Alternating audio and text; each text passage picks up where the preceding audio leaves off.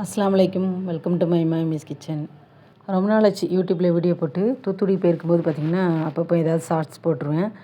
பெங்களூருக்கு வந்ததுக்கப்புறம் வீடியோ எதுவும் போட முடியல. வீடியோலாம் எடுத்து வச்சுருந்தேன் ஒன்று ஒன்றா போடலான்னு.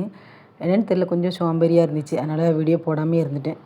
சரி போட்டுடலாம் அப்படின்னு இன்றைக்கி இந்த வீடியோ போட்டிருக்கேன். இது வந்து ஊர்லேருந்து கொண்டு வந்திருந்த வாழைத்தண்டு. இங்கே வந்து வாழைத்தண்டு அதிகமாக கிடைக்க மாட்டேங்கி. ஊர்லன்னா அப்பப்போ கிடச்சிரும். அதனால் ஊர்லேருந்து கொண்டு வந்த வாழைத்தண்டு தான் இன்றைக்கி பொரிக்கலாம் அப்படின்னு எடுத்திருக்கேன். எப்போவாவது இங்கே வாழைத்தண்டு கிடைச்சாலும் அது பொரிக்கிறதுக்கு கொஞ்சம் சோம்பேறிப்படுவேன். ஏன்னா அதை கட் பண்ண அதில் அந்த சின்ன சின்ன நார்லாம் வரும். அதை எடுத்துகிட்டு அதை கட் பண்ணுறதுக்குள்ளே டைம் ஜாஸ்தியாயிரும். அதனால வாழைத்தண்டு பொரிக்கிறது கிடையாது. இது வந்து ஊர்லேருந்து கொண்டு வந்தது. சரி இன்றைக்கி பொரிக்கணும்னு ஒரு அவசியம் வந்துருச்சு. அதனால் சரின்னு சொல்லிட்டு அன்றைக்கி வாழைத்தண்டு வந்து கட் பண்ணிட்டேன். உடனே பார்த்திங்கன்னா அதை அரிசி கழுவுன தண்ணி அப்படி இல்லைன்னா கொஞ்சம் தயிர் மிக்ஸ் பண்ணி கொஞ்சம் உப்பு போட்டு வச்சுட்டோம் அப்படின்னா கருத்து போகாது. அன்றைக்கி சும்மா பச்சை தண்ணியில் தான் நான் வந்து போட்டிருந்தேன். அதனால் கலர் வந்து கொஞ்சம் மாறிட்டு. எவ்வளோ தான் கட் பண்ணாலும் அதில் வந்து அந்த சின்ன சின்ன நார் வந்துகிட்டே தான் இருக்கும்.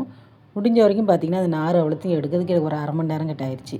அப்புறம் ஒரு 2 தண்ணி நல்லா க்ளீன் பண்ணிவிட்டேன். இப்போ வந்து கடலைப்பருப்பு போட்டு அதை பொரியல் வைக்கணும். கடலைப்பருப்பு நான் வந்து ஜாஸ்தி வாங்குறதில்ல. அதனால் துவரம்பருப்பு இருந்துச்சு. அது ஒரு கைப்பிடி அளவுக்கு நான் ஊற வச்சுட்டேன். அப்போதையே ஊற வச்சது குக்கரில் சேர்த்துட்டு அதோட க்ளீன் பண்ண அந்த வாழைத்தண்டு, கொஞ்சம் மஞ்சத்தூள் இது எல்லாத்தையும் போட்டுட்டு ஒரு டம்ளர் தண்ணி ஊற்றி குக்கரில் வந்து ஒரு 2லேருந்து ஒரு 3 விசில் வச்சு எடுத்துட்டேன்.